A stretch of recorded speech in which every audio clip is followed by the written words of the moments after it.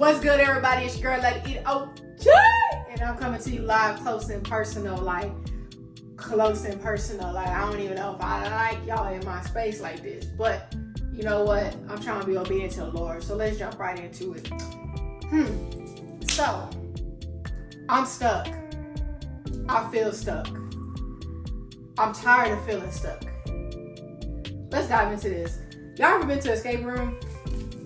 So, I went to an escape room. If you don't know what escape room is, it's like the most dopest, creative thing whoever that came up with it could have done, right? So it's a whole building with different rooms. Every room has a mystery of some sort, some theme, right? And when you go into these rooms with a group of friends, family, whomever, you have 60 minutes, okay? 60 minutes, an hour, to be in this room and identify these clues to get out the room.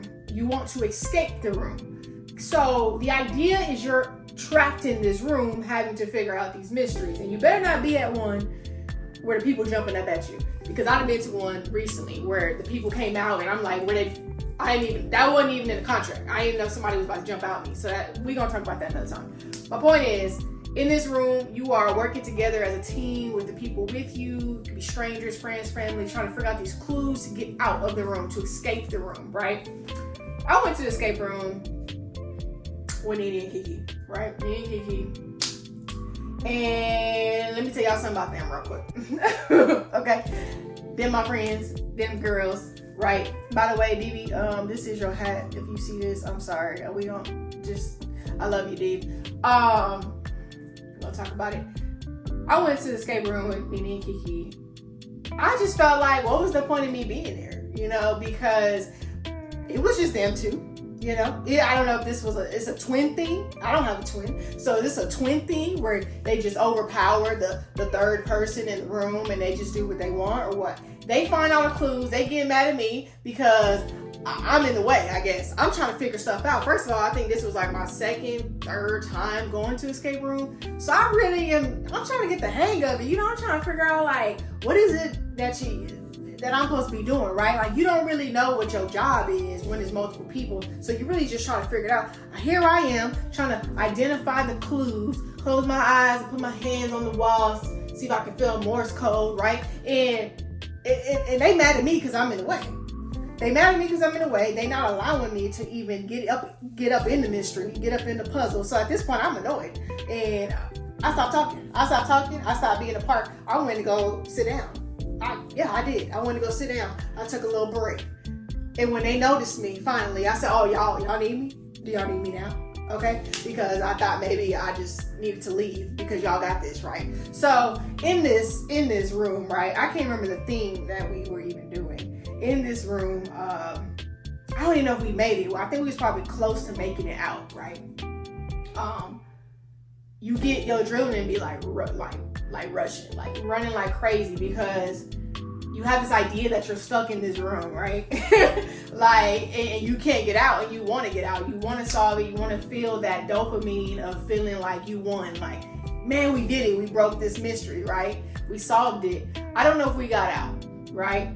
But in this room, it gets frustrating, like very frustrating because you only have so many amount of hints depending on where you go. Okay, so you can look up at the screen and you can ask for these hints, right? Hey, can you tell me what to do next or whatever, and they'll give it to you. Or you can figure it out on your own. So we probably done ran all our hints, right? Or excuse me, these are twins. So they didn't allow me to say we needed help because they ain't playing with me, all right? They ain't trying to use the hints, okay? They ain't trying to use the rest of the hints that's left. So I don't even think I could have said anything or looked up at the camera, or I probably would have got popped. So we didn't even use all the hints, but the frustration is real at this point because you just cannot figure it out and you feel stuck, time is running, and it's crazy. And the reason I'm telling you guys this story today is because I'm hearing a lot of everyone feeling stuck. Everyone feeling like they're in this place where they can't move. They literally feel like they're stuck in mud or they're mentally stuck in mud with their thoughts. And I'm here to tell you guys today, this has been on my heart for a minute and I haven't made the video yet. So excuse me for not doing what I'm supposed to do. But whatever time of the day you watch this, whenever you watch this, I want you to know that in this escape room that we were in, or if you ever visit one, or if you plan to go on one, the idea, right, there's an illusion that we're stuck in this room. You know, we have these 60 minutes or whatever this time we put on our life, right, or this goal or this wish or desire, but in reality, the door is unlocked. And it's the same thing when it comes to our lives. We feel stuck. We feel at this place where we can't move and things are not moving and we feel complacent and we're settling. But in reality, the door is unlocked. Or if you're in a room where the door is locked, there's a window that is open for you to get out of, to exit through. And it sounds easier said than done, y'all, but the reality is it's true. And let me tell you why I'm coming from this standpoint. Because just it's 2023 right now, right? We got one more month left of the year. That's crazy. One more month left in the year. I can't even believe that. But we're in 2023 right now. I think it was 2021. I was in a place where, man, y'all, like it was crazy. I believe it was 2021 to 2022, or maybe even just the beginning of this year, where I felt mentally stuck. Have you ever been in a place? Okay, holla at your girl. Holla at your girl. Have you ever been in a place where you felt mentally stuck? It's one thing to feel physically stuck, right? You know, but mentally, like you can't get past these reoccurring thoughts about yourself that is negative. You can't get past being motivated to clean the room or go to the gym or, you know, get up on time or whatever the task may be, right? Like that is the worst place. I don't even wish being in that place on my enemy, on my worst enemy. That's how bad that place feels. That's how devastating it feels to be in that place. But in these 2 years, y'all, that I was in that place, my God, yes, it was a struggle. However, what I've learned, and it's what I'm telling you today, is you're not stuck. The old you is dying.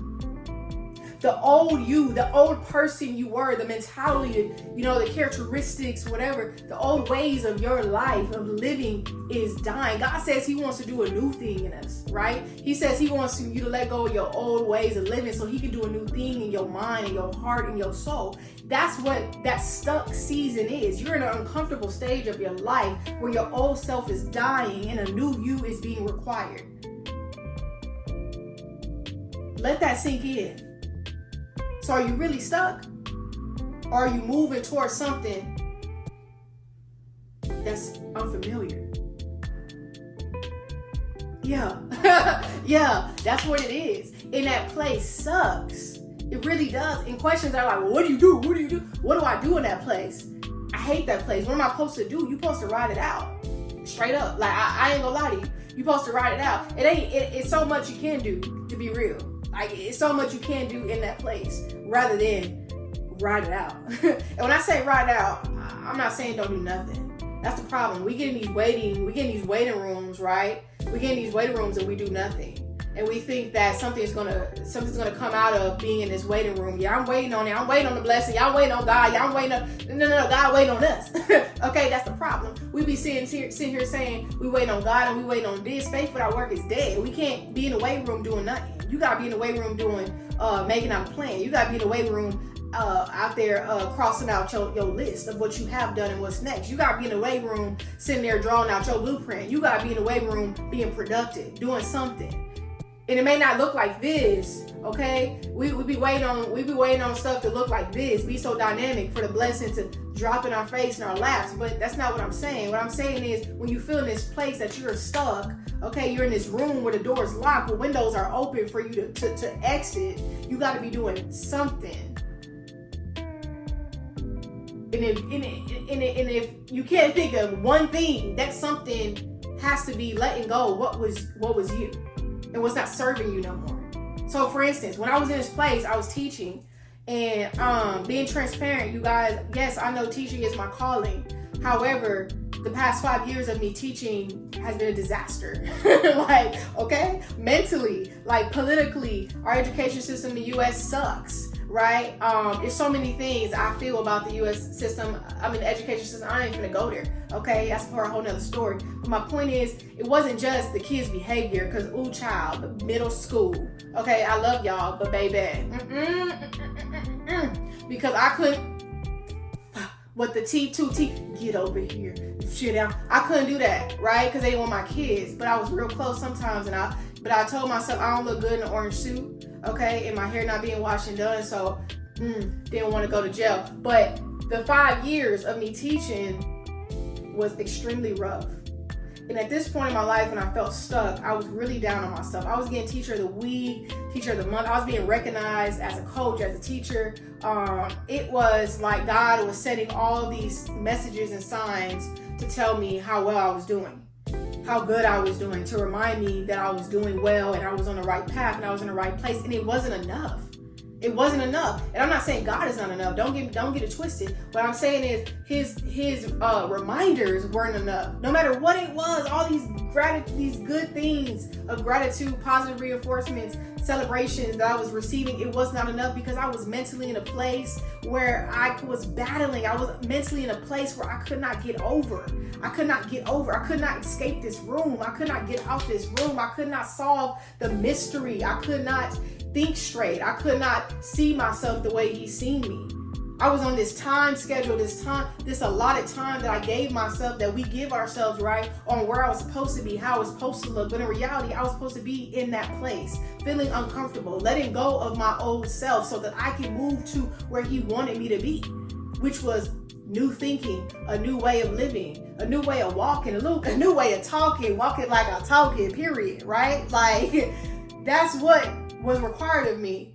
And let me tell you guys, when we're in a place where we're stuck, reason being, going back when I say you got to write it out, is because if you don't write it out, you turn it into this very unnecessary stress, this unnecessary anxiety, this unnecessary, let's say, place where you ain't really supposed to be, or what it wasn't meant for you to be. Like in this place, when I say write it out, I'm not saying write it out, do nothing. Write it out as an accept that, hey, dang, I'm going through this and this is mad uncomfortable, but I know that this is uncomfortable because it's bringing me to where I need to be. It's allowing me to walk into the place, the season, the character that I'm supposed to be. This is what I'm trying to tell you guys. So don't ever think you are stuck. You're not stuck. The window is open. The door is open for you to walk into, and it's opening up so that you do walk into it. And it gets uncomfortable because your old self is clashing with your new self. Your old self, okay, hold up, I'm sweating, because I'm turning up right now on y'all, and I hope y'all receiving this the way I'm giving it. Your old self don't recognize your new self. They don't get along. They are frenemies, you feel me? Like, they don't get along. They not kin, they ain't blood. They clashing, the flesh and spirit, they clash. So your old self don't recognize your new self. That's why it's hard. That's why you feel stuck. That's why everything seems like I can't move, I can't do this, I keep having these thoughts, I can't get over these thoughts, I'm looking at myself like this. Because your new self, like, play, I don't know that. I don't know who that is. I'm trying to, look, did you not hear the recognition I gave you last week? Did you not see what I said about you the other day? Did you not see what you're doing and what you're capable of doing? Did you not see how you overcame that easily that you did just a year ago or 6 months ago? Did you not see that? And your old self like, nah, we still roll like this. We still walk like this. That clash makes it hella uncomfortable. This stage is hella uncomfortable. But you ought to celebrate and you ought to turn up right now. Because all it is a transformation season. All it is your old self dying so that you can walk into your new character of this month, this year, this week, this day. And it sucks, but I'm telling you right now, from going through it in that 2 years, that's a long time, y'all. Mentally, to be in that place, I felt like I was at the carnival, in the mirror house, hitting mirrors, like dead serious hitting mirrors. Couldn't sleep at night.